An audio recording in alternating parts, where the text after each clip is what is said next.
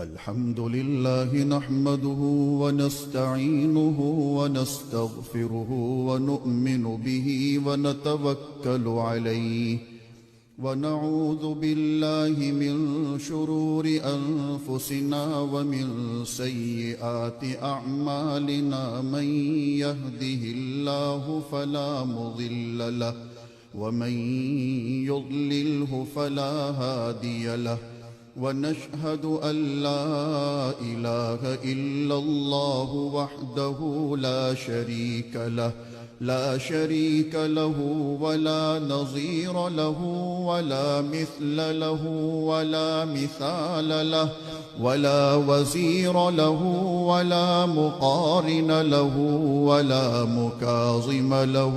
ولا مداني له ولا مضارع له ولا جلد بلد جسد رسو جزو نضو عضو له ولا مقارن له ولا مكاظم له ولا مساوي له ولا مقابل له ولا مناظر له ثم نشهد أن لا إله إلا الله وحدة السبحان ووحدة الرحمن ووحدة الإعلان ووحدة الإتقان ووحدة القرآن بعزة الرحمن ثم نشهد أن لا إله إلا الله وأنه لا معبود ولا مسجود إلا هو ولا مانع ولا معطي إلا هو ولا نافع ولا ضار إلا هو ولا كاشف الضر والبلاء ولا مجيب السؤال والدعاء إلا هو ولا ناصر ولا نصير ولا قادر ولا قدير إلا هو ثم نشهد أن سيدنا وسندنا ونبينا ومولانا مؤيدنا مخدومنا منظومنا معصومنا مقصومنا مقصودنا أجدر الخلق جديرنا أعظم الخلق وأشرف الخلق وأحسن الخلق وأجمل الخلق وأكمل الخلق وأنور الخلق من الحسن والصدارة والولاية والحكاية والعناية والهداية والأمانة والإمامة أعلانا وأجلانا وأتقانا وأزهدنا وأرفقنا وأنورنا وأخترنا وأكبرنا أحمر أنور أجدر أطفل أوثق أنور أجمل أكمل له ثم نشهد أن سيدنا وسندنا وشفيعنا وشفيقنا خاتم الأنبياء والمرسلين وأفضل الخلائق سيد الأولين والآخرين أحمد الأنبياء محمدا عبده ورسوله الذي أرسله إلى الناس كافة بشيرا ونذيرا وداعيا إلى الله بإذنه وسراجا منيرا وصلى الله تعالى على محمد المصطفى والمرتقى والمجتبى وعلى آله وأصحابه وأزواجه وأتباعه أجمعين إلى يوم الدين. أما بعد فأعوذ بالله من الشيطان الرجيم. بسم الله الرحمن الرحيم. وما أرسلناك إلا رحمة للعالمين.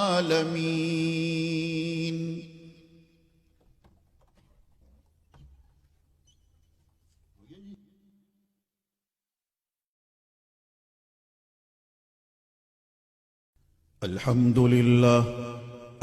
لله نحمده ونستعينه ونستغفره ونؤمن به ونتوكل عليه، ونعوذ بالله من شرور أنفسنا ومن سيئات أعمالنا. من يهده الله فلا مضل له ومن يضلله فلا هادي له، ونشهد أن لا إله إلا الله وحده لا شريك له، ونشهد أن سيدنا وسندنا ونبينا ومولانا محمدا عبده ورسوله، أرسله بالحق بشيرا ونذيرا وداعيا إلى الله بإذنه وسراجا منيرا. وصلى الله تعالى على خير خلقه محمد وعلى آله وأصحابه وبارك وسلم تسليما كثيرا كثيرا. أما بعد فأعوذ بالله من الشيطان الرجيم. بسم الله الرحمن الرحيم. إن الله وملائكته يصلون على النبي يا أيها الذين آمنوا صلوا عليه وسلموا تسليما. اللهم صل على سيدنا محمد وعلى آل سيدنا محمد بعدد من صلى وصام، وصل كذلك على جميع الأنبياء والمرسلين وعلى الملائكة المقربين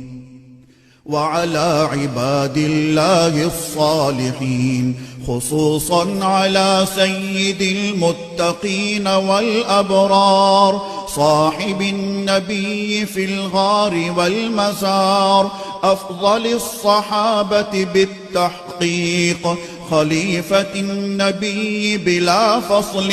إمامنا أبي بكر الصديق رضي الله تعالى عنه، وعلى الناطق بالصواب والعادل بالكتاب إمامنا بالحق عمر بن الخطاب رضي الله تعالى عنه، وعلى صاحب الحياء وناشر القرآن الشهيد المظلوم حين تلاوة الفرقان عثمان بن عفان رضي الله تعالى عنه،